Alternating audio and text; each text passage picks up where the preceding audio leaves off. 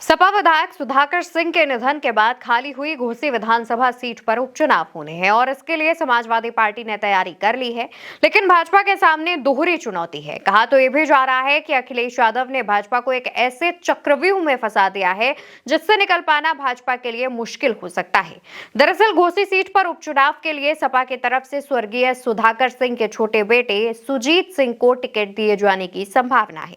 वो राजनीति में लंबे समय से एक्टिव भी हैं। घोसी से 2 बार ब्लॉक प्रमुख भी रह चुके हैं। कहा जा रहा है कि आने वाले उपचुनाव में सपा सुजीत सिंह पर दाव लगा सकती है, लेकिन मुश्किल भाजपा के सामने है क्योंकि भाजपा के पास सीट पर सपा की टक्कर का कोई प्रत्याशी मौजूद नहीं है। हालांकि चर्चा में नाम विजय राजभर का भी है, जिन्होंने 2019 में हुए उपचुनाव में जीत दर्ज की थी। इससे इस सीट पर राजभर समाज को प्रभावित करने की कोशिश भाजपा करेगी। लेकिन भाजपा के लिए दिक्कत वाली बात यह भी है कि भाजपा के सहयोगी दलों में शामिल ओपी राजभर भी इस सीट पर अपना कैंडिडेट उतारने की जिद पर अड़ सकते हैं, या फिर भाजपा से अलग होकर, या ये कह लीजिए कि अपने कैंडिडेट को सिंबल देकर चुनाव में उतार सकते हैं। भाजपा के सामने उसके सहयोगी दल सुभासपा की ओर से पेच फंसाया जा सकता है और इसके पीछे का बड़ा कारण ये भी है क्योंकि लोकसभा चुनावों में राजभर के बेटे चुनाव हार गए थे।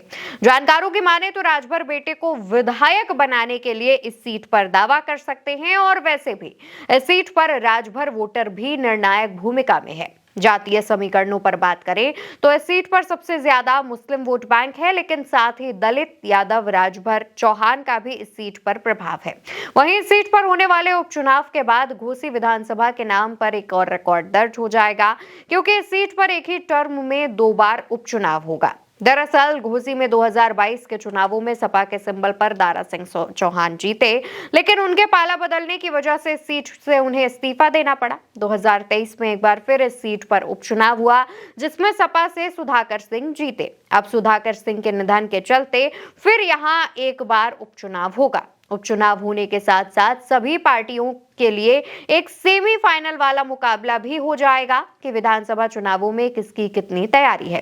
दोस्तों, सपा विधायक सुधाकर सिंह के छोटे बेटे को टिकट दिए जाने के पीछे सपा की एक खास रणनीति ये भी है कि सुधाकर सिंह लोगों के बीच काफी फेमस और लोकप्रिय थे।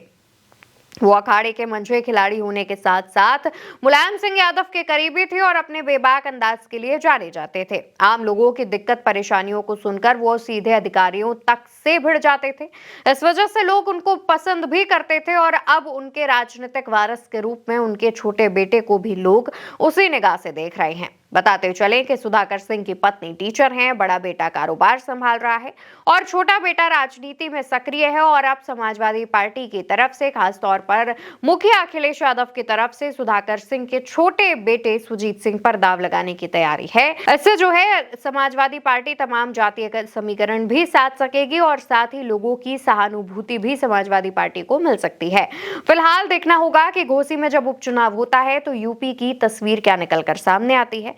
तब तक के लिए मामले पर जो भी अपडेट सामने आएगी हम आप तक जरूर पहुंचाएंगे। आप अपना ख्याल रखिए और चैनल को सब्सक्राइब कीजिए। नमस्कार।